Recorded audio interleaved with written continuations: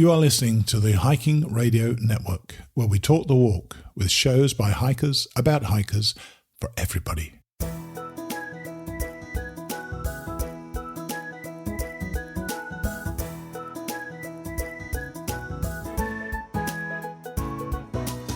Mighty Blue on the Appalachian Trail, the ultimate midlife crisis. Join Steve and his guests every week as he staggers from Georgia to Maine.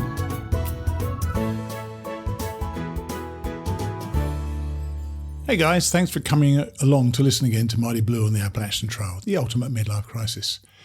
And today we're kind of going back to our usual format, though I've got a storm, Hurricane Ian, heading my way. And as I write and record this at about 11 o'clock on Wednesday morning, I'm hopeful the power and internet will stay on and let me release it. But whatever happens, I'll get this show up as soon as my power is restored, assuming that it goes out. I've got steel shutters up at all the windows, and the wind has just started to pick up above 30 or 40 miles an hour.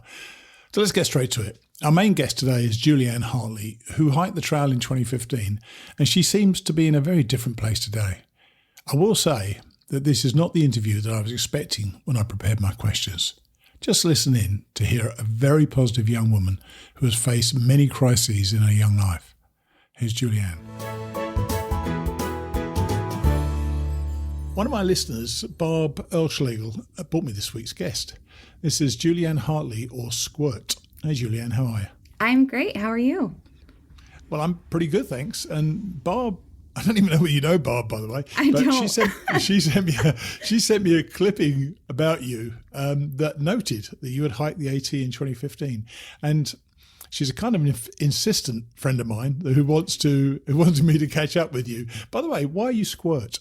I am Squirt because I had such terrible blisters at the beginning of the trail. Well, that could have been worse. Oh, terrible. To the point where, a new trail friend I made that day had a father who was a podiatrist. And so we called his podiatrist father that night because I could barely walk. My blisters were so bad.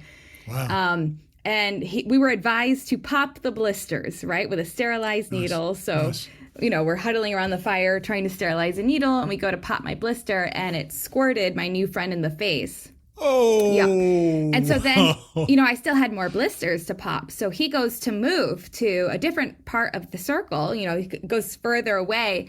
And on the second blister, I still squirted him in the face. So after that, I was Squirt, and there was no getting rid of it. That was my name. Very well earned. Very well earned. And you graciously accepted it, which is impressive. Yeah. So let's start by taking you back to your hike, because I know right now you are in an extremely different place. Mm-hmm. And I will share with you, listeners, about what Julieann is doing now. And she's an interesting character to see online right now, let me tell you. It's quite funny. It's some of the things that she does. It's great. So what were you doing at that time, and why did you think that 6 months away from your job in the woods was going to be a lot of fun back in 2015? Yeah, so I am a music therapist, and at the time I was a full-time music therapist practicing in the field, working with some pretty tough populations, doing a lot of work with kids in the mental health and trauma, neglect, abuse kind of field. Okay, hang on. I'm going to interrupt you. So what is a musical therapist? Yeah. What is a music therapist? So a music therapist uses music to work on non-musical goals. So basically, I'm a neurological music therapist, which means I like to focus on more neurological conditions. But in my mind, I am using music to help rewire the brain. Sure. So Wow. That could be for speech, that could be for movement, that could be, for a Parkinson's patient, that could be someone who experienced a lot of trauma, and we need to help work through some of those traumatic memories and wire in more positive stuff so that the body can and I think be that calm. Intuitively we all know that music is terrific for most of us in some way or other. Is there a scientific reason that it works, and does it only work with certain types of music, or does it trigger memories? What's it about? Yeah, that's such a good question. I'm talking from a point of complete ignorance here, Yeah. so try to help me with that. Yeah, it's so funny. There's always programs of baby music or baby Mozart or this listening program. And it really is totally person specific, right? So it's for the kids and the people I'm working with, it's always music that motivates them. And that's going to be totally different from person to person. Sure. And it also just depends on our goal. So if our goal is a movement goal, like if I'm working with someone who had a stroke and we're trying to help rewire and gait patterns into the brain, we're going to be picking music that has really strong, distinct beats and is at an appropriate walking tempo for them. Wow. Yeah. So you choose totally the music in consultation effectively, or by discussing their likes and the wants and needs with the patient? Yeah. And, some of the times it's not even that I'm choosing music. Some of the times we're writing music together. This is a really powerful process for someone who has experienced a lot of trauma. Is writing music about that trauma is a great way of processing and working through that. Wow. This is a hiking show, but I was fascinated with the idea of what a musical therapist was. So you were doing that job, which you kind of liked, but you also were a hiker at the time. Yeah. I think you were doing. You hiked many of the 4,000 footers in New Hampshire. Yeah. Had you done any backpacking at the stage you decided to go? No. So this is a great story. I had never gone backpacking before. I had maybe gone camping a couple times, but had never actually done a full backpacking trip. And when I decided that I wanted to hike the Appalachian Trail, my true test was I had to figure out if I could poop in the woods or not, because if I couldn't poop in the woods, there was no way I was going to be able to spend 6 months going on the trail being constipated. Hey. So your first thought wasn't, can I walk 2,200 miles? It was, can I poop in the woods? Yes, absolutely. I knew I would get my way from point A to point B. It was just a matter if I was going to be constipated the whole time. Oh my gosh, you can't be constipated for 2,200 miles, trust me, especially with some of the crap you eat on the trail as well. Yeah, it eventually works its way out.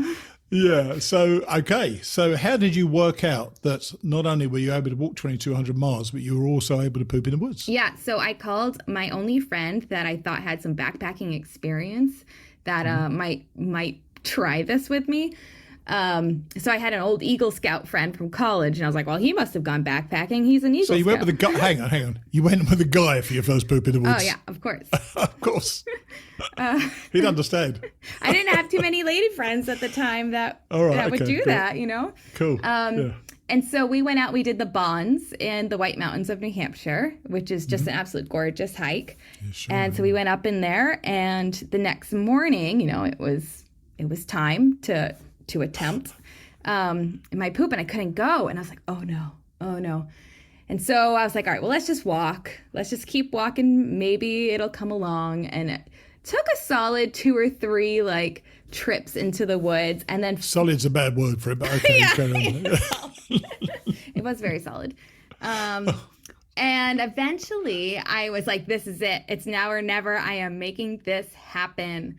And I went way off trail. I found myself I couldn't hold a squat that long, right? I couldn't just squat down, long enough to let my body relax. And I do have a history of constipation and a struggle with my bowel movements. So this cool. Wasn't just this wasn't stage fright. This was a combination of a lifelong constipation and stage fright.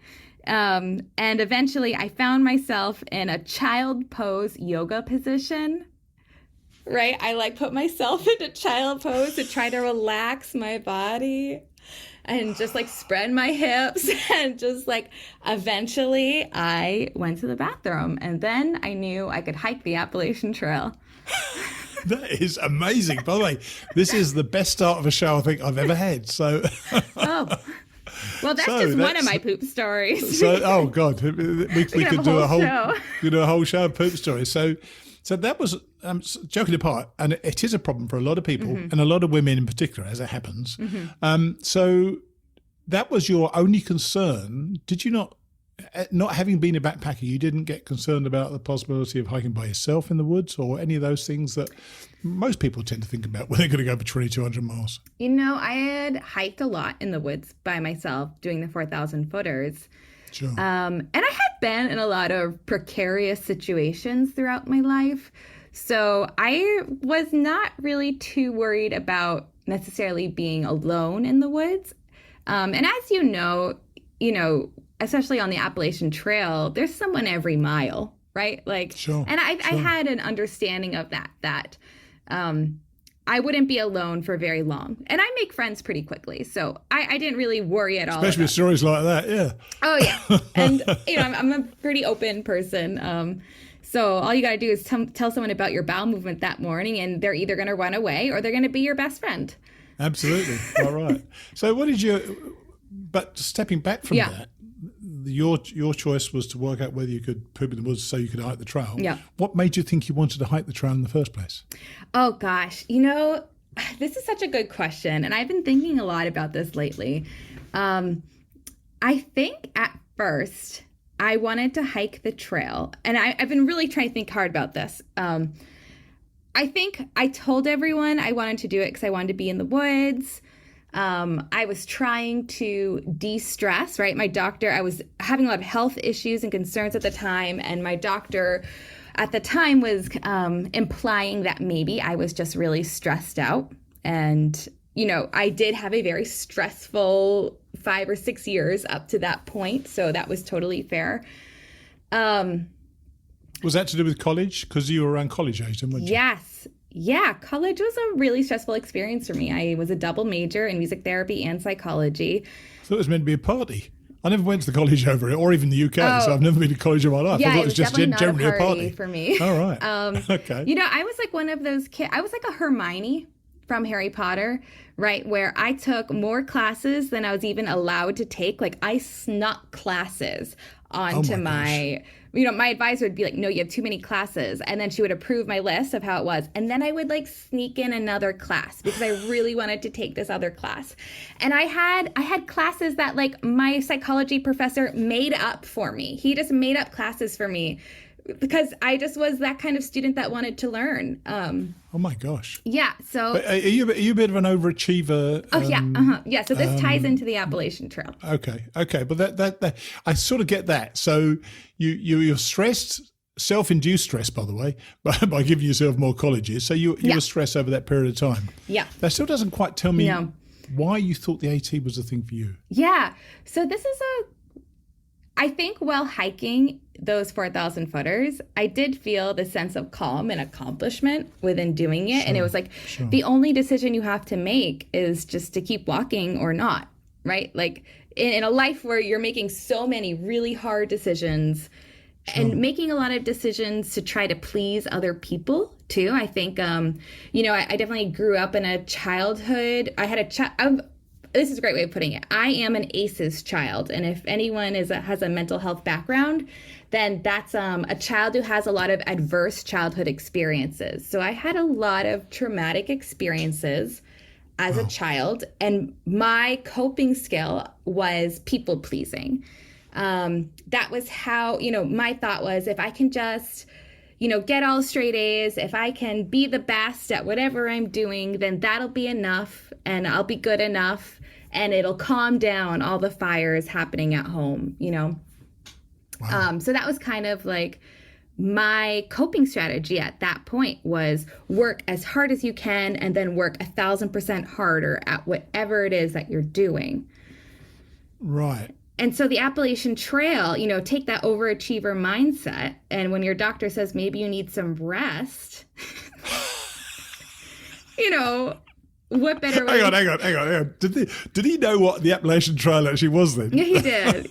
Yeah.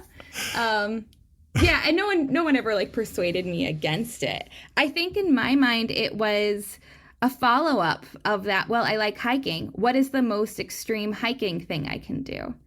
Wow. And then I think even further behind that, it was, well, maybe if I do this, I'll be worthy of love. Maybe if I do this, I'll feel good enough finally. Oh my gosh. Do you know what? Guys never think this. Women sometimes do, I'm sure. But guys never think this. I'm sure there's plenty of guys with trauma backgrounds that have that. I'm sure you're actually right. So you or your doctor thought that hiking the Appalachian Trail could be a stress reliever. My doctor definitely did not imply that I should do that. Okay. He just. But then you, when we were speaking the other day, you added another little wrinkle into it. That you said that you think you actually had Lyme disease before you went on the trail. Yeah, although I didn't realize, how do I put this? So like a couple years before the trail, I suddenly came down with 103.6 degree fever out of nowhere, had a really bad just suddenly was like delirious with fever, bed bound. Wow. And it was a fever that was kind of coming and going. I had this mark on my arm, but it wasn't the perfect bullseye. It was this perfect circle, purple, deep bruise, welty thing, which my father had been diagnosed with Lyme disease that summer, a few months before I got been bit. And that was his same immune reaction. And so we had the same doctor. And so I went to my doctor and I said, hey, I had just had this huge fever. I have the same mark my dad had. Can I please get a Lyme disease test? And he told me no. He told me I was probably stressed and that I just had a virus. And so for a few years before I actually went to the Appalachian Trail, I was trying to manage these ever evolving health conditions and this arthritis and this pain and these migraines. Did no doctor ever link all these things together? Not until I got a new doctor. Okay. But that's part of my lesson on the trail, right? That was part of my trail lessons, was learning to advocate for myself. Yeah, I'm sure it was. So, and you also discovered, and this is also after the trail, that you had a rare autoimmune deficiency disease as well. What was that? Yeah, so I have a rare immunodeficiency. Okay. I do have a collection of autoimmune diseases as well, but that are all triggered from Lyme. But so I didn't realize this while hiking the trail. But afterwards, when I was seeing a different doctor, trying to figure out what the heck was going on with my body, we discovered I have the super rare super rare immune disease called hypogammaglobulinemia. Which, easy of you. Yes. Yeah. And which basically meant that my body did not make antibodies to bacteria. Oh, you won't find much of that on the trail. Yeah. So, while I was hiking the Appalachian Trail, I got cryptosporidium. And if any of your listeners are familiar with that. No, I did. I've just shrugged. I shrugged with this idiot look on my face. I had no idea what it was. It is one of those waterborne parasites like Giardia. Although it really only infects people with severe immune deficiencies. So very young babies, very elderly, and then HIV positive are typically the populations of people that are susceptible to this. Right. So in the middle of the trail, and that's actually a great story. Can we go there? Sure. Okay. Sure. Go wherever you like after the boop story. All right. So we're in Rocksylvania, right? Yeah. We're favorite place, yeah. Boiling. What's it called? Boiling Springs area. Yeah, that area. I lost my appetite one day, right? We had this big hike. You know what a hiker appetite is like? It's like you're starving. And there was one morning I just really couldn't eat, and I didn't know what to eat. And I went all day, and I really couldn't eat. And I was like, something is weird. And so, my friends, they all wanted to hike on another 5 or 6 miles for camping. But I was like, I think I need to camp near the road tonight because something might be going down. Like maybe I have the neurovirus, maybe something's happening. And I hitched a hike into town to go to a grocery store, thinking maybe I'd find something that would stir my appetite. Sure. I ended up just getting, like these little gelatin candies or something. So I was like, maybe I can suck on them, just anything to kind of eat. And the woman giving me a ride back to the trail, she was like, hey, Squirt, let me give you my number in case you need anything. She didn't know I was feeling kind of sick. But at that point, I'm still kind of an independent woman who's like too proud to ask for help all the time at this point, on the trail. And I was like, no, I'll be fine. I'll eat my candies. It's going to be fine.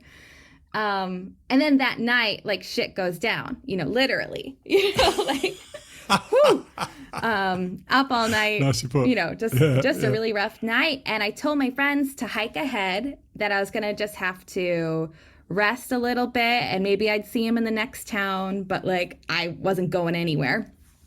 So they all go ahead and I'm cleaning up my tent site and I am like, my energy is just draining so fast, but I still have to kind of walk the quarter mile back to the road if I'm going to hitchhike anywhere. And at this point I'm like, I think I might need to go to a hospital. Right. I'm finally coming along the terms of like, I need to either rest somewhere at a hotel, take a bath, or go to a hospital. Like, I don't know, but something's happening. Listen to your body. Yeah. Listen to your body every time. Yeah. Actually, I think at this point I was still in denial about the hospital. I think I just needed to rest. Right. I thought I had the neurovirus or something.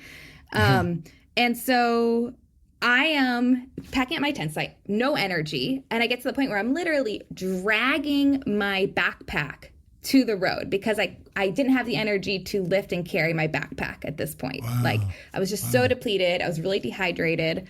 I was essentially just, imagine I was just peeing out of my butt, like nonstop. It's not, anyways.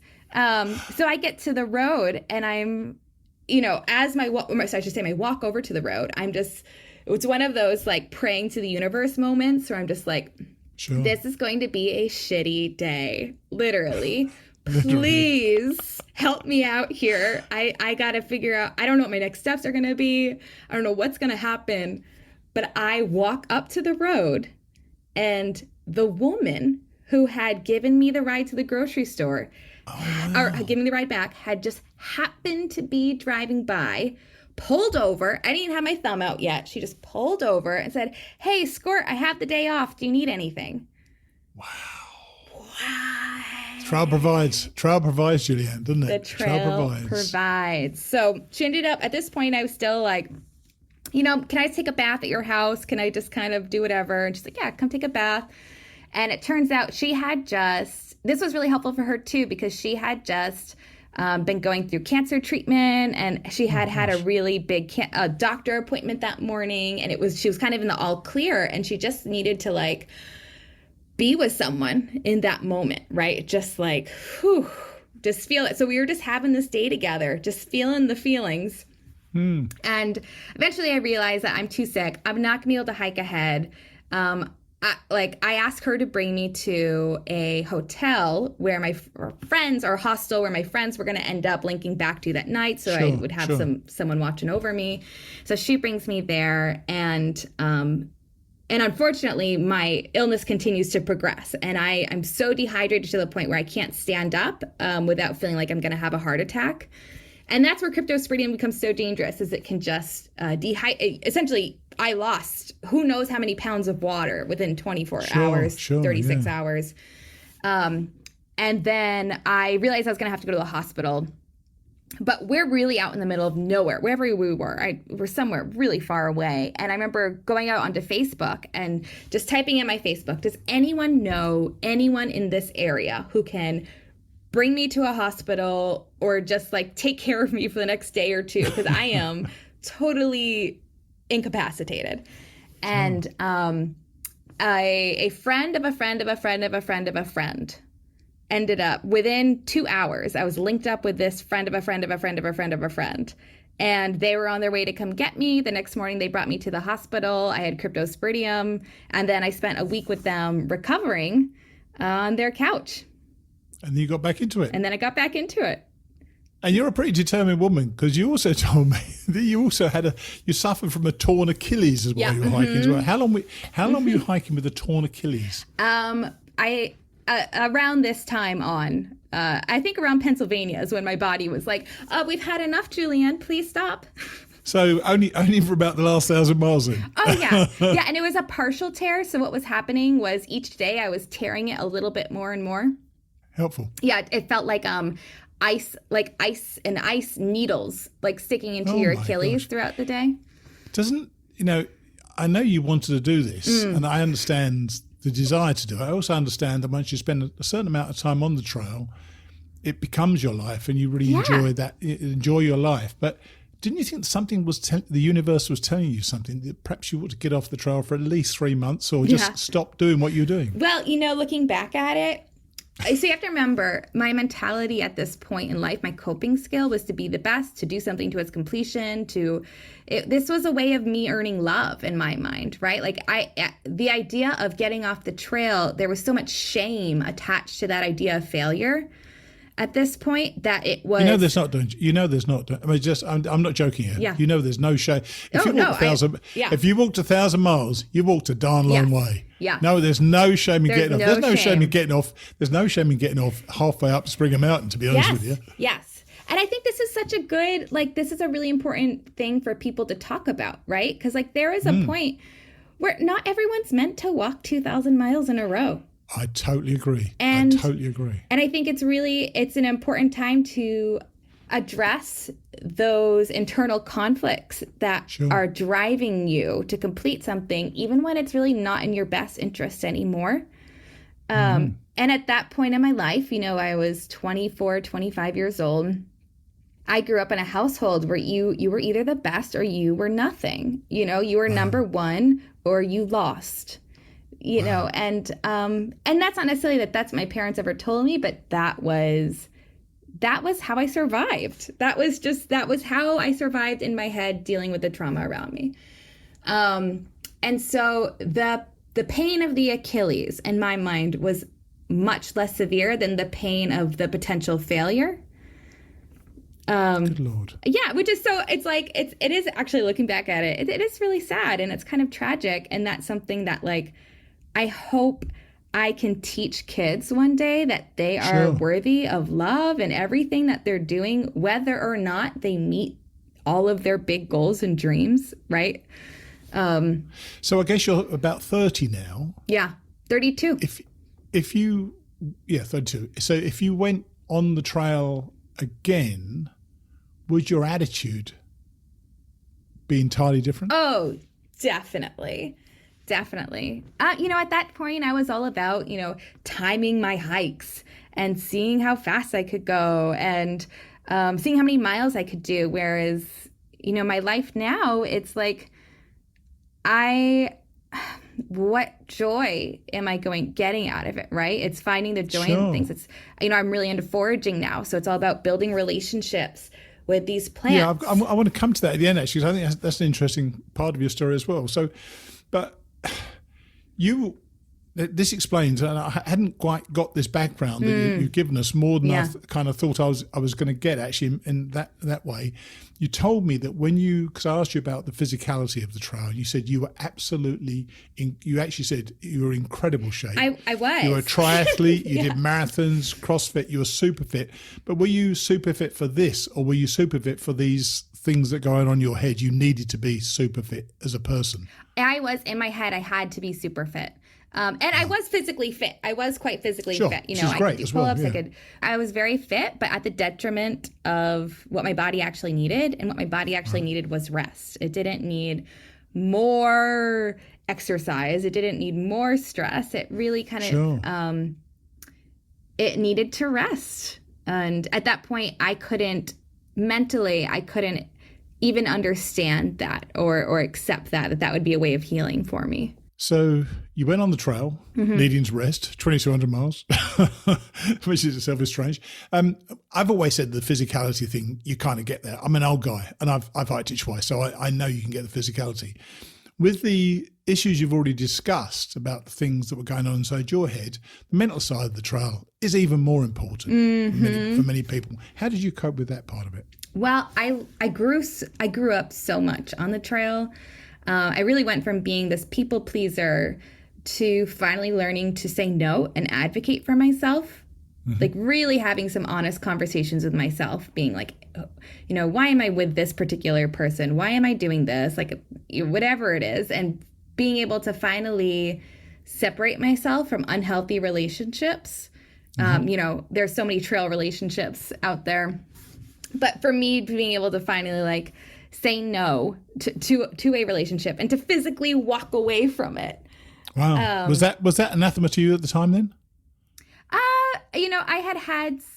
I had broken up with some boyfriends in the past before. It wasn't necessarily that was that hard. But breaking up at the detriment of a trail family, right? And having to kind of go on my own from that trail family that had kind of been established. And, there was a point where I was walking with someone who I realized was probably an alcoholic. And for me, even though I really liked them, having to walk away from that because it just really didn't feel safe for me or stable or loving, right? It was very confusing, even though I really liked them. But that was really difficult. There was just a lot of these little relationships that I explored so much of myself and what I really wanted and what I was sticking around for. Sure. But being able to advocate for myself was just really that big lesson. Being like, am I doing this because other people want to do this, or am I doing this because I Julieann, want to be doing this? Which is what allowed me, once I finally finished the trail, to start advocating for me in healthcare, right? And actually getting the healthcare that I needed. Changing your doctor. Changing my doctor, yes. But you talked about relationships, but you actually married an AT hiker, didn't you? Yeah. So tell us what, because this is so funny. This is pretty cute. It's cute. Yeah, tell us what happened with that. So, all right. So my husband, his trail name is Pigpen. Nice name. Do you call him that, by the way? No, but you know what? This is so cute. His nephews call him Uncle Pigpen. Still, to this day, they call him Uncle Pigpen. As they should. Yeah. And, so Pigpen finished the Appalachian Trail the day before me. We never met on the Appalachian Trail. We had similar friends, but we had never actually crossed paths. We had probably been hiking within a quarter mile of each other many times. Wow. Isn't that amazing? Yeah, right. Yeah. And this is so funny. I remember seeing trail logs with his best friend, him and his buddy that were hiking through, and especially through Maine, that 100-mile wilderness. I remember seeing that name a whole bunch, and they would have just left in the morning. Then, I would have just gotten there to take my morning poop at that privy, right? I might have been camping a mile away or something. Yeah, happy days. So who knows? Yeah. Anyways, so we were technically introduced on OkCupid before the Appalachian Trail, that fall before I left for the Appalachian Trail. And he had reached out and he said, hey, I'm also training for the AT. Let's, we were 99% match on OkCupid. And not that I've ever really given those algorithms too much. Yeah. But the worst match is about 93. Yeah, exactly. But we're 99% match. Yeah. And I even had his number in my phone. The whole Appalachian Trail, I had his number in my phone. But I never ended up calling him for the Appalachian Trail because I had started to date this Catholic monk, which is another whole side story. We won't go there. We're not going to go there. There's not enough time. But I tell you, you and I had a whole lot of laughs about dating a Catholic monk before, we won't go there. Okay, carry on. We won't go there right now. Some other time. Yeah. But anyway, so we actually, I never ended up calling him before the AT. We never ended up training together. After the Appalachian Trail, I went to a local rock climbing gym and was trying to get into rock climbing. And my friend was holding me up on the wall. I was on the rope all the way up at the top. And I looked down. She's about to, start lowering me down. And I see Pigpen standing next to her. And I go, oh, my God, it's the OkCupid guy. I never called him. What am I going to do? And I have 10, 15 seconds, right, to come up with my game plan. Yeah. And so she's lowering me down, and I finally get down. And I'm like, oh my God, you're the OkCupid guy I never called. So, I just blurted it out right away. And we've been together ever since. It was love at first sight. I don't know what else to say. It's just so silly and cheesy and corny. So darn but we started talking, and we just never stopped. Now, I think that's a lovely story, by the way. Yeah. So you finished, and clearly it was a significant event in your life because it changed a lot about you as a person, which is big catalyst. Wonderful. Yeah, wonderful that it catalyzed your life, in many ways. And then you went back into music therapy, but you mentioned earlier on you're into foraging. Talk to us about that. Well, so I ended up progressively getting sicker. We eventually realized I had Lyme disease, all those, that rare immune disease. I had to take some time off of work. And I really couldn't hike big mountains anymore. Before that, my husband and I, we were traveling around in my little Prius for a while and hiking and rock climbing, all of these best places around America. Nice, we were having a great time, all these trips. And eventually I got to the point where I just physically couldn't do that anymore. And I was almost bedbound for 2 years, barely really being able to walk with just my hips and my knees and my joints just completely freezing up. And so foraging for us became a way of being outside and still interacting with nature and, being somewhere that we loved, but without the 20 miles behind it, right? Sure. So we could just go out on a local trail and we would slowly walk because I really couldn't walk very fast. Sometimes even he had to help, right? But we would just start building relationships with the plants around us, and our kind of love for hiking and rock climbing kind of transformed into this love of building a relationship with plants and, the animals around us. Wow. So are you one of these people who would know if you went hiking again, you could pick certain plants and eat them, cook them Oh, late yeah, at night and eat definitely. them? Yeah. Already? That's so cool. You should do I tell you should do a podcast about foraging alone. I tell you, that'd be a really great thing for people I to know. can find something to eat any time of year. I feel very confident about that. You're no longer Squirt, are you? You're now Miss Julieann. I am. Tell us who Miss Julieann is. Yeah. So again, as I was getting sick, I had been doing all this work with kids, and I was trying to think of a way of still having an impact, even if I had to pull back from practicing one-on-one with these kids. Sure. And so I recorded this album. Miss Julieann is a children's musician, right? And I recorded this album called Therapeutic Songs for Kids. It's on Amazon, Spotify, all those places. Sure. And it was a way of... in my mind, it was just going to go out to my local community to give to my clients if I had to stop working. But when I put it out on Spotify, it actually landed with a more international audience and became this whole thing on its own that just started growing rapidly, even as I was in bed sick on IV antibiotics. Good Lord. Yeah. Good Lord, and so it's just still slowly growing and developing. And it's, been giving me a lot of purpose and joy.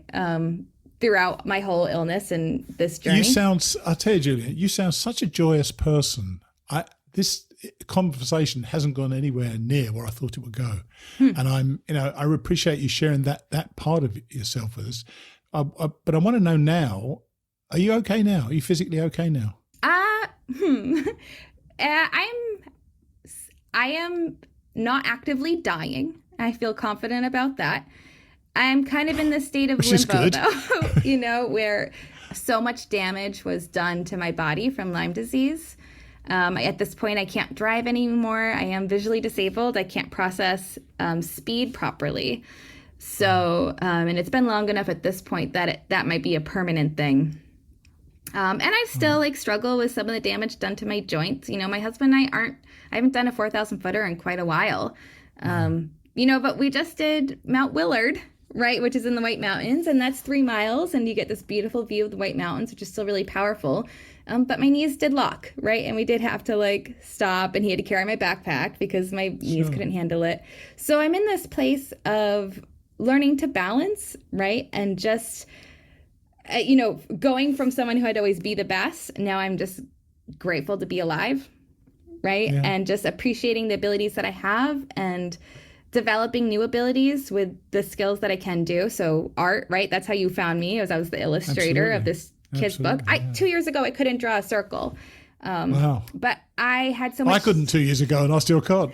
Well, I had so much time in bed, right? If you were bedbound for however long I was, then I had to do something, and I'm just a creative person. I have to be creative. So I learned a new skill, and this is just my life now, is kind of just redefining who I am, learning to ask for help, being okay with asking for help, and just being okay with whoever Julieann is in that day.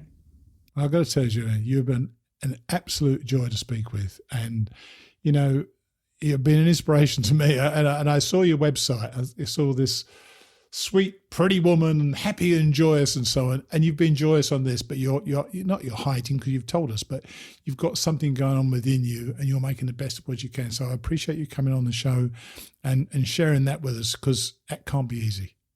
Yeah, well, I appreciate it. And there's, my hope is that people can kind of learn through my journey too, and just recognize that, you're worthy. Absolutely. And I'm going to share your website with people because I want people to see it and see how joyous you are. And as I say, I appreciate you coming on and sharing it with us. Yeah. Thank you so much for having me. Thank you. Bye. Bye. As I said, I wasn't expecting that, but she was open with me. If you're going to do that, I'm going to ask you questions about your life.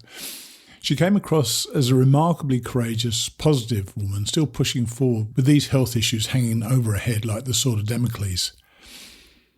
I know we laughed a lot, and she was genuinely enjoying the conversation, but I hope nobody was offended by the fact that we were laughing over kind of tricky issues. I've often been told that my guests have inspired others to overcome their own difficulties, and that expression she used at the end, "I'm not actively dying," was simultaneously horrific and inspiring at the same time. We didn't talk a lot about it, but she and Pigpen, great name, have nurtured their desire to get out in nature by foraging over short distances. I guess you do what you can do. It was great to hear from her, and I urge you all to check her out online and see the world that she's carving for herself right now. Now, before we get on to hear how Trumpet reached the end of his AT through hike, I wanted to let you all know that I'm testing out the insertion of dynamic ads in Hiking Radio Network podcasts. I believe some are already in past shows, so you may suddenly hear ads at the start and at the end of shows going forward. I thought I'd warn you. With these time constraints, because I can hear the wind whip me up more and more, I'll recap our donors next time. Let's hear now from Dan Whitesides or Trumpet. Here's Dan. Morning. Morning, Dan. How are you? Pretty fantastic, not going to lie. How are you doing? Well, I'm calling you on Thursday, the 15th of September, and this is not going to go out for a week or so because I've got other stuff I've got recording so far. But you've finished, haven't you? I did. I finished, I guess, yes, 2 days ago. Right. So where did you finish and how many miles did you do altogether? Because I know you couldn't go everywhere with FrankE. Yeah, I think I did around like 2,070-ish miles, not including the extra 100 I'm about to do. All right. Right. And I finished at the Cross Trails Hostel in Harpers Ferry, West Virginia. Right. Just like right outside of the bridge. It was a pretty wacky day. So a couple days ago, a lot of the Sobos that I was hiking with were going to do the 4-state challenge, and I didn't really want to do that. Just seems aggressive, and yes, it does. Yeah, so I was camping at the Tumbling Run shelters about 8 miles before the Mason-Dixon line. That's the double shelter, isn't it? The Tumbling Run shelter. Yeah, the two. Yeah, very cool. Isn't there one for snorers and one for non-snorers? Yes, there is. Oh, I thought that was so funny. I met the caretakers and we told them we loved it. But I thought, I'm almost done. Might as well do one big day. Really, really bust it out. So I planned to do a 34 the next day. Wow. I woke up at 3:45. We were on trail at 4:30. Right. And we just started going.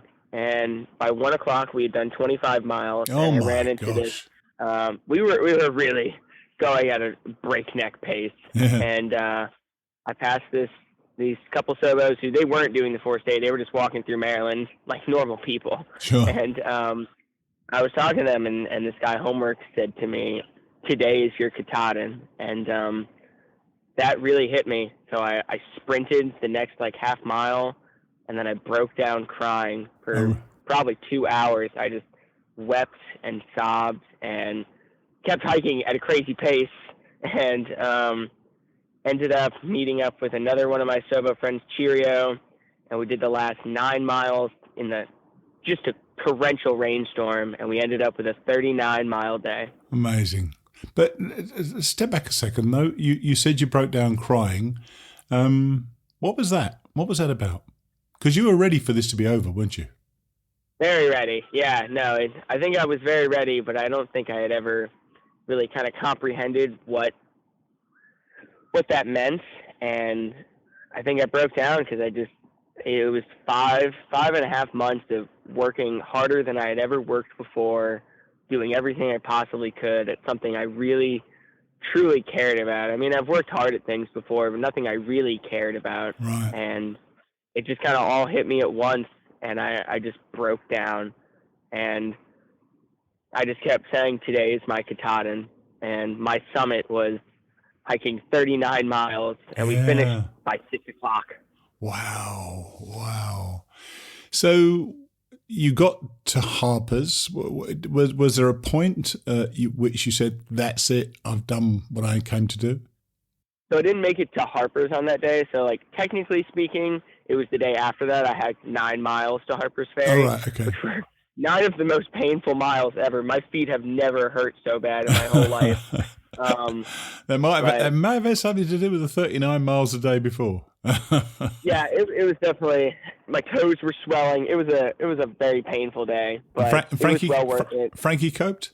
He killed it. I took his backpack after about 25 miles, but for the first 25 miles, I was struggling to keep up with him. Wow. It Awesome. was absolutely astounding. And then even with the rainstorm, he was just trotting along like it was some dog just out for a normal afternoon stroll. And he absolutely killed it. I have never been more proud in my entire life. If you don't mind me asking you, and you don't have to answer this if you don't want to, you must have spent a fortune on his food as well, because he needs a lot of food, doesn't he? Have you actually worked out what you spent on him? So I know what I spent. So just his base food, his dehydrated meal, was about $1,200. Right. All the treats that I bought beforehand, probably another couple hundred. And then I definitely think I underestimated how much I would spend in town. I also, along the trail, I listened to this audiobook called The Forever Dog, which is all about dog health and nutrition and Sure. feeding your dog real food and everything. So when I went in town, it's not like, buy FrankE a box of milk bones. It's going to town, buy FrankE a pound of raw turkey, a pound of raw beef, some tuna, some salmon, some mackerel. Definitely ended up being more than I anticipated, but I will say I've seen a lot of dogs out here that look pretty malnourished, and FrankE still looks pretty great. And I 100% attribute his ability to do this incredible thing with the fact that I have started feeding him a much higher quality diet. Well, I'm pleased you have. I saw dogs out on the trail which didn't look like they were happy at all to be doing it. But from where you've talked about it, he seems to thrive in this. So I'm glad he's made it as well. How are you feeling with the Lyme disease? Good. I actually finished my antibiotics 2 days ago, right? The day that I did my 39 was the day I my first day off Lyme disease medication. Still some residual effects, but overall feeling much better. Just some foot pain still. Yeah. That may not be the Lyme disease. That may be the 39. Yeah, I don't think so. The 39 miles. Is there any plan to treat it afterwards, or are you expecting the antibiotics to have resolved it? I think that they resolved it. If you catch it early enough, you should be good. I did meet a Sobo who she works outdoors, so she's had every tick-borne illness under the sun. Yeah. And as long as you catch it in time and you do the dose of antibiotics, you should be fine. So hopefully I am Lyme-free. Right. So now you've done it. You're only the second one of our class of 2022 to get to the end as much as you could, because you couldn't do certain things because of FrankE, and I understand that as well. What are your? Was it more difficult than you imagined it would be, or was it as you'd imagined it was going to be? It was the hardest thing I could have ever possibly imagined doing. I can't imagine anything harder than doing. I mean, just the norovirus and Lyme disease and the acid reflux and the carrying the extra weight for stuff and swapping out gear and God, the whites. That was very unprecedented and difficult. Aren't they wonderful though? Don't you think so? It's a wonderful feeling to go through incredible. them. Yeah, to go through them is fantastic. I can't wait to go back there this winter. Yeah, I'm sure. Yeah. So it's over now, as I said, and are there? And you may find this develops as the next couple of weeks happen to you. Have you got any takeaways immediately, or are you still thinking about how it's affected you? I definitely am. I'm really proud of how I worked so hard for so long. I never thought I could work that hard for that long at something, and no matter, and even for I'm not gonna lie, for the last week and a half or so, I've been pretty done with the trail, even though I've been with this amazing group of Sobos who I hiked with for pretty much all of Pennsylvania, which is the longest I've ever hiked with somebody. Yeah. But that's the people. I mean, I'm sure you know, and everybody says it. And now I understand why people cry at the end. Yeah. You're sounding quite down now, actually. Are you feeling a bit down? Just very emotional. It's, yeah. Just to think you come out here to do something and being able to say I did it. Yes. Is pretty incredible for me.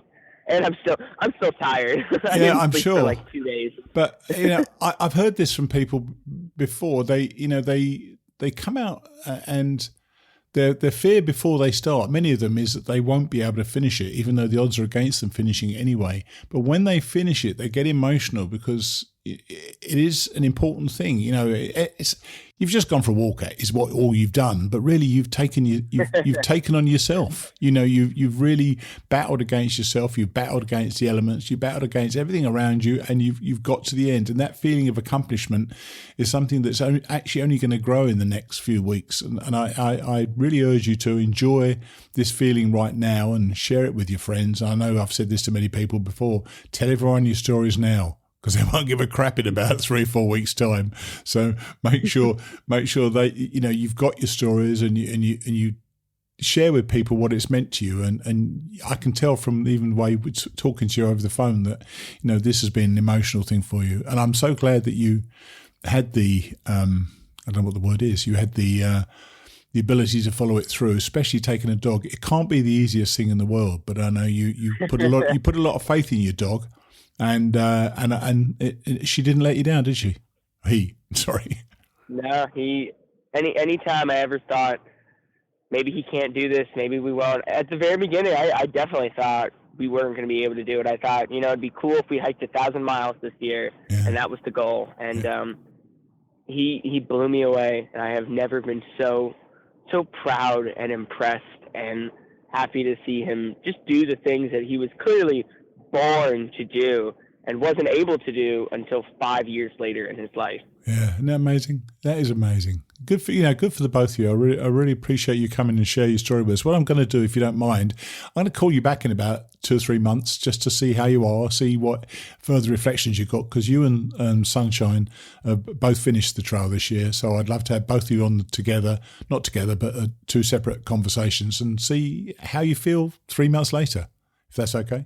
Yeah, sounds great. Okay, man. Well, good talking to you, and I'm proud of you as well. You know, good for you and good for FrankE as well. Well done, dog. Thank you. All right, man. Speak to you soon, okay? All right, you have a good one. Cheers then. Bye. Bye. He did sound a bit down, didn't he? It's the strangest thing, you know. You're kind of ready for the hike to be over, but when it suddenly is, you feel a little bit lost and a bit out of sorts. I'll be circling back to Dan and Sarah Landis later in the year to see how they're feeling. Just before we get into the latest instalment of Then the Howl Came, which is somewhat appropriate given Ian's imminent approach, I wanted to let you all know that we still have a few spots left for our Woods Hole weekend. Check out the Woods Hole Hostel website and get all the details. Finally today, George is in the Grayson Highlands, enjoying the ponies and passing 500 miles. That is a great moment. I'll see you next week. Friday, the 10th of June, 1983, mile 485.8. When I awoke this morning, most of the loneliness had passed. I still missed that puppy, but that feeling was tempered with relief. What were the odds that the first person I would meet after finding an abandoned puppy would be a fellow dog lover who would agree to find him a good home? Another happy ending on the AT. Hope I can manage to make it through the summer to my own happy ending, but the moment is so far away right now, it's best not to dwell upon it. I spent the day today wandering a high green country of forest and rocky pastures encompassing Mount Rogers and its surroundings. I hiked a mere 13 book miles of the Appalachian Trail, but that does not tell the whole story. I was all over the place on side trails exploring the magnificent Virginia Highlands. These are among the last truly spectacular mountains over which the AT passes before reaching New England. After a characteristically early start, 9:30, I ascended Mount Rogers. My first side trip of the day began less than a mile from the shelter. The Appalachian Trail began following a long fence line, on the other side of which a sprawling grassy field slanted far down the mountainside. Despite the presence of the fence, the field was also on national forest land. The United States Forest Service allows farmers to graze cattle in these fields in the summertime in order to prevent them from becoming overgrown, as so many open areas in the Smokies have become since that area was made a national park. The fences prevent these cattle from wandering off. I spent the best part of an hour wandering over that field, taking photographs and enjoying the views. Green farming valleys carved an intricate web through mountains and foothills, stretching into the distance with White Top, Mount Rogers, Wilburn Ridge, and all the surrounding peaks rising in the foreground. A little while later, I took a 1-mile round trip from the AT simply to stand upon the summit of the highest mountain in Virginia and experience its beautiful spruce and fir forest. The peak had no views, but I spent 10 minutes savouring the sights and sweet aroma of a very New England-like forest and feeling just a little bit homesick. My next side trip was a climb to the top of a small rocky outcrop in Rhododendron Gap, a mile and a quarter later. I finished off the roll of film in my camera and put a new one in before moving on. I decided to tackle the Wilburn Ridge Trail from that point rather than staying on the Appalachian Trail. This path was longer and considerably more difficult than the AT, but much more scenic. It followed the ridge crest over several rocky, grassy summits which the AT merely skirted. I was about a mile down that trail when I realised that my exposed roll of film was still sitting on that outcrop in Rhododendron Gap. The trip back and forth to retrieve it added 2 more unofficial miles to my day. Later, as I descended along the ridge, I encountered a herd of about 15 wild horses grazing a grassy saddle between 2 rocky knobs.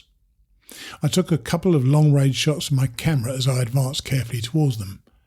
Just as I was coming into position for some good close-ups, a group of riders on horseback lumbered by and chased them off. They were a good distance from the nearest legal horseback trail, a fact which did not exactly endear them to me. The Wilburn Ridge Trail merged back into the AT, which soon crossed a lofty grassland plateau in Grayson Highlands State Park. There again I came upon the wild horses. One more time I moved in for close-ups, but that same group of riders again showed up at the critical moment and chased them off. This time they were on the designated horse trail, but another type of person might have waited a moment when they saw me trying to frame photographs. With the sincere desire never to have to see those people again, I sat down for 5 minutes in order to let them get far ahead. Checking my watch and guidebook, I discovered that all my side trips had caused me to travel less than 5 book miles of the Appalachian Trail in 5 hours. That was okay because no more excursions were planned for today. Stopping was a good move because my horses returned to me almost as soon as the riders disappeared over the horizon. I approached to within 50 feet and obtained my close-ups while they stared at me calmly and munched grass. They seemed to harbour no apprehensions about a man on foot. Nevertheless, I quickly moved on. I felt they had been disturbed enough for one day, particularly since several young foals were with the herd. The Appalachian Trail wandered an incredibly circuitous course from Rhododendron Gap, where I left my film, to Pine Mountain. The old AT, now a Blue Blaze side trail, once connected the 2 points with 2 easy miles of level ridge walk. Then the state decided to build a skyline drive over that route. The current trail meandered a leisurely 8 miles, drifting across a green and constantly changing landscape. Note, I've since heard that the proposed road project has never been completed, but the AT still follows the new route. From that highland plateau where I finally walked among the horses, the Appalachian Trail headed eastward, clawing up a cliff face to a rocky outcrop. It then descended westward along those same cliffs toward the base of Wilburn Ridge in a lonely valley encircled by mountains and filled with sunny meadows and cool, dark woodlands. Beyond the valley was a long climb up Stone Mountain, at the top of which the trail emerged onto another high, grassy plateau. There, in the fading afternoon light, I came upon an enchanting scene, among the most memorable of this entire hike. Another small herd of wild horses, grazing peacefully in a setting of apparent remote timelessness. No fences or other works of man were visible. The mountain panorama encircling that plateau and the uncertain light both contributed a dreamlike quality to the scene. Little imagination was required to project that tableau back into a shadowy time and place where a man walking along such lonely ridges would come upon a herd of actual wild horses, revelling in the freedom which they have come to symbolise to us today. The horses stood all around the trail, gazing on either side as I strode towards them. A foal scampered across the path, almost brushing my arm as I took several pictures at very close range. Although these gentle animals were obviously very accustomed to people, I detected a certain nervousness on their parts, again undoubtedly due to the presence of several young foals with the herd. I did not wish to bother such graceful and lovely, not to mention big, animals with my passing, so I sang to them as I walked among them. Wild Horses by the Rolling Stones seemed an appropriate selection. The horses obviously agreed because they all moved closer, saying, "This dude can sing." They did move closer. They looked friendly enough. This is my story. I can tell it any way I want. I soon left this setting behind as I topped another ridge. In the gap beyond, the Appalachian Trail passed through a large, empty corral rudely constructed of unfinished, weather-beaten planks. No other structures were in sight, and I could see for a considerable distance in all directions. Since leaving the valley below, I seem to have drifted into a murky landscape of dreams and longings. On the far side of the corral, the AT re-entered the woods and climbed Pine Mountain, rejoining the main ridge crest for some final great views from its flat, rocky, grassy summit before the endless descent. I was leaving the Blue Ridge's western fork behind me for the last time. The next time I see the Blue Ridge up in central Virginia, the two forks will have joined into a single range. After another couple of miles at 6:20, I arrived at Old Orchard Shelter, located on the flank of Pine Mountain. I'd buckled down somewhat since my stop on Wilburn Ridge, covering the last 8.5 miles in less than 4 hours. Old Orchard is a well-built shelter with a picnic table out in front for your dining pleasure. It even has an outhouse, so rare in these southern mountains. Unfortunately, somebody is very late about digging a new latrine. If necessary, I will use the woods. True to its name, the shelter actually is located in a long-abandoned, overgrown apple orchard. Gnarled old titans are scattered amongst the dense growth of younger trees, reclaiming the place for the forest. It seems an excellent spot to reflect upon the trail ahead. The character of this hike will be changing now. The ridges between here and New England will, for the most part, lack the height and spectacle of the misty giants I've been traversing. That should mean less climbing, somewhat gentler terrain, and a chance to make up the time I lost while whipping myself into shape early on. Road crossings and supply points will also be more frequent. On the other hand, I will be losing the frequent rewards of panoramic vistas and will have to find something inside myself to replace the bursts of adrenaline they provided, which so often kept me going when I was wearing down. My hike will become a more introverted experience. It is June the 10th and summer is advancing inexorably upon these mountains. There should be many more travails and obstacles to challenge my dream over the long, hot summer to come. As I said, I hiked 13 book miles of the AT today. I had intended for this to be an easy day as I savoured these last giants and prepared myself for the upcoming big mileage push. However, having hiked so many extra miles off the Appalachian Trail while roaming the highlands, I'm exhausted. I'm going to make tomorrow my rest day. I will hike 14 miles of allegedly very easy trail and just take it easy. Then it will be time for the lean, mean mileage machine to crank it up. 1,653.3 miles to go. Saturday, the 11th of June, 1983, mile 500.0. Today, I had my first taste of the long, placid centre of the Appalachian Trail. There were no monster climbs or killer rock scrambles. I hiked the 14 miles from Old Orchard to Trumpet Shelter, following the flat crests of long ridges through a pleasant variety of forests, teeming with rhododendron and azalea blossoms in full bloom, and mountain laurel just beginning to bud. The day was basically a peaceful stroll through the woods, an interesting contrast to the more rugged and visually spectacular country to the south, a quiet interlude and a chance to recharge my batteries. The trail I trod was so easy and well tended that it was a pleasure to walk, despite a marked lack of viewpoints. My one side trip was up a steep, uncleared quarter-mile spur trail to a summit called High Point, from which the guidebook said there will be limited views.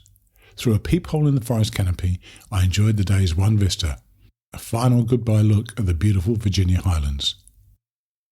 Trumpet Shelter is perhaps the most aesthetically pleasing of any I have yet seen. It has nicely mortared stone walls, a built-in brick fireplace and a high wooden ceiling. The only minus is a floor of bare earth covered with gravel. A bird is building a nest in the rafters above the door. I hope she doesn't shit on me. Although I did not leave the Old Orchard Shelter this morning until 11:30, I arrived here before 3 o'clock. It is nice that this distance can now be thought of as a Sunday stroll, considering that a 14-mile-per-day pace over the course of my AT hike is all I require to reach Katahdin in early October before the snows. I'm averaging 14.85 miles per day thus far in June, bringing my overall daily average up from 11.7 miles at the end of May to 12.6 in less than 2 weeks. That is still below my required pace, but I'm catching up fast. From what I've been told about the rest of Virginia, I should be on track in no time. I have now walked 500 miles from Springer Mountain. For the first time, I feel that I am, in fact, a thru hiker. This evening, I'm going to eat dinner early and go to bed with the sun. I want a legitimately early start tomorrow. A motel 21 miles from here, directly upon an Appalachian Trail roadwalk, has a restaurant with a salad bar and is located right along the road on which I must hitch a ride to Atkins, Virginia, in order to pick up the rest of the supplies I will need to reach Pearisburg. I've been craving a soft bed and a shower all my own, and it would be convenient to leave my backpack in a motel room when I make that trip. After so many recent long days, it feels great to have arrived at a shelter so early. I'm going to write some long postponed letters. I may even have time to compose another dubious entry for the shelter register. The return of the backpacker with no name. They lived hard, loved hard, and seldom got enough roughage. They were backpackers. They would limp into town, warmed by the rigours and the loneliness of long-distance hiking. They would clean up, party up, and bravely set forth to face new challenges. They were young. They were daring. They were as horny as hell. They were the backpackers. One day, a backpacker, different from the rest, strode into town. He hitched up his hiking shorts, set down his backpack, and stretched his tired muscles. He struck a match and proceeded to light the short, bedraggled stump of a cigar. Pulling his worn serape around his shoulders, he walked into a motel. "Give me a room with a bath," he told the dirty, weasel-faced motel owner. The man glared defiantly back at him. "I suppose that you're here to use up all our hot water and defile all our women," he snapped. "No," the backpacker calmly replied. "I'm here to defile all your women and then use up your hot water. First things first." I noticed that the owner's lips didn't exactly move in sync with his voice as he barked. "You're a filthy, disgusting pig. I don't rent rooms to backpackers. Get out." The backpacker's glare was cold steel. "Give me a room," he repeated. "No, get out." The backpacker moved like lightning. In a split second, the motel owner was dangling by his drawers in the most vicious wedgie I've ever seen.